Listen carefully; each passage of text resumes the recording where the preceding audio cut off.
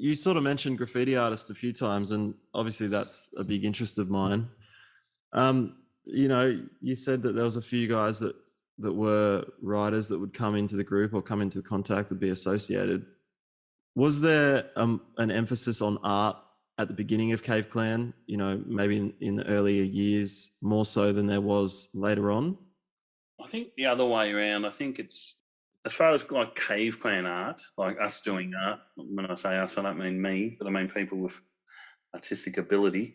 We have this big drain in Melbourne where we have, our big parties. We set up a gallery in there where we just did all these whitewashes, and CaveClan people did all the paintings in them. That was like later in the 90s, like late 90s. Yeah, back in the day, Gilligan, he started writing noodles, but he was shit.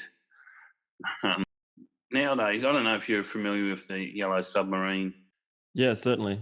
The painting that's in the drain there. Yeah. So originally, that's where we have the awards night. Well, I came up with the idea of doing a painting there that would be easy to fix, because so each year we have the awards night. We just fix up whatever was there, and the other side was the Clannies backdrop, which was done by Hugh Dunnett, which I don't know how well you know. Yeah, I know of Hugh, of course. Yeah, of course. I was looking at some of his stuff today. I was going to mention him actually. Yeah, well, he's it's probably one of the oldest, but that piece was done in 1990 or something. So with the Yellow Submarine. So this is just to explain how things have changed. I was like, oh yeah, the Yellow Submarine is easy. I could paint the Yellow Submarine.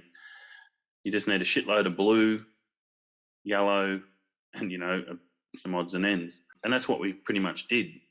We just got extension ladder and painted, I don't know, how high would it be? 10-meter wall, blue. And then we did this, shaded submarine. Yeah, I'm looking at it now. It's really good. I love it. Well, but what you're seeing is one of the later incarnations of. I think it originally had the Teletubbies, whereas now it's got the Beatles in the windows. Yeah, the one I'm looking at has the Teletubbies in the windows. Oh, okay. So that might be an older one. I think now it has Beatles, unless I'm getting it the wrong way around. It got slashed a bit. But then these guys come along and said, oh, I can make it a bit better. And, they put the characters in the windows and they started doing more. And so every time someone would put their tag on there, we'd just touch it up and go over it each year. Then someone got shits and tagged it all over it. So some people came in and fixed it. There's the one that you're looking at. Has that got the giant octopus? It's got something that looks like an octopus up the top. Yeah, coming out the top. Oh no. So this is like now the latest one has an octopus grabbing it, like grabbing the submarine. It's giant. It's unreal. It's like, really good. Well, compared to what I can do, that's awesome. It's like the person who did it was a proper artist. A proper artist. Yeah, no, it's cool, man. There was a fire there at one point, wasn't there? Yeah, it's fire. So it's currently damaged again. Although I'm not supposed to say, but I think someone's in the middle of fixing it as we speak. But it's meant to be a surprise. So.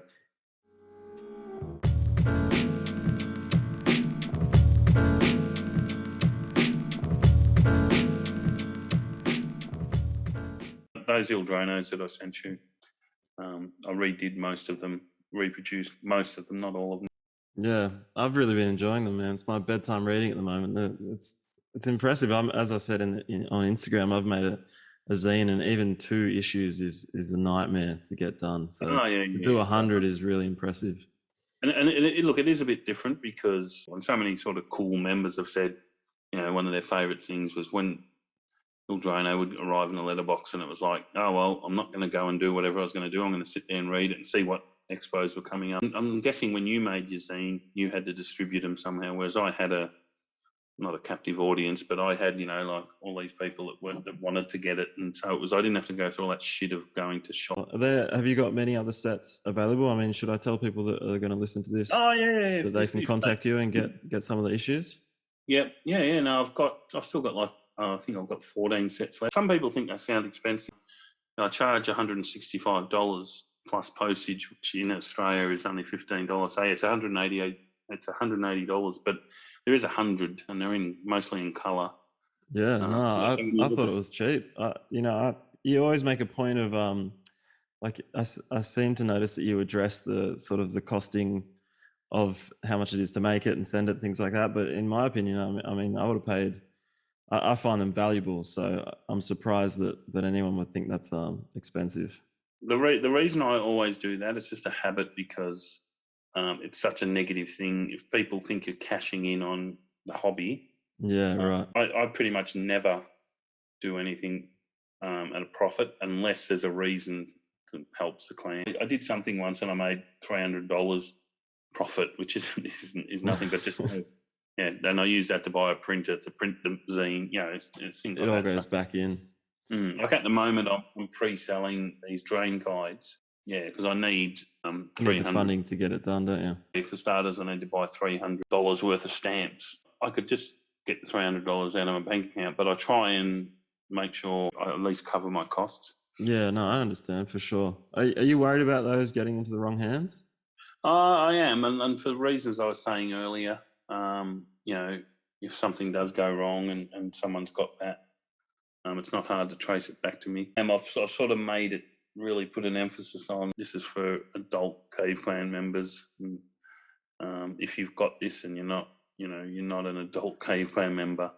Yeah, I mean, obviously safety is what you're referring to, but I was more talking about people that might blow up locations and put shit online and things like that. Does that concern you as well? The only reason it doesn't concern me is because it's all what I'm doing is this bulky 80-page thing that someone would have on a Google map, and they just click on it and go, oh, that's where that drain is. I describe it in the introduction. It's just a hobby of mine. I'm surprised that people keep buying it because most of the people that buy it, you know, they've got access to all the locations anyway. So the locations are all out there. I always ask people not to digitize it, not to put it online. Although this edition, I've added QR codes to each thing. Interesting. Whereas in the past, it only had Malways, our street directory references. Right. And then, yeah, the I don't know previous if people edition, can read those anymore. No, and then the previous edition had GPS coordinates, but they were just long typed out number. So you had to do that thing where you'd go 1, 2. Oh shit! I forgot to put the full stop in. Geez, I presume QR codes last forever and don't change. I never thought about that. Yeah, I'm not sure. I hope they go away. I'm sick of using them to go to the shops. As in the ones that I've created for each drain. Yeah, I hope for sure. Get to the stage where you get you scan it and it's like, no, this just scans and sends you to Google Maps. Yeah, right. Interesting. Oh, good job, man. Well, look, man, I don't want to keep you too much longer. It's just hit 11 o'clock, so I want to I know you don't consider yourself as sort of figurehead character or Lord of all drains or anything like that, but I have to say what you began way back when, in the mid 80s and led to the story of the CaveClan is, it's really impressive, and I think it's something you can be proud of. So, I've got a massive amount of respect for your dedication and just, your interest in the whole thing. I think it's beautiful, man. Thanks, man. I appreciate that. Thank you for listening to the Lead Poison Podcast.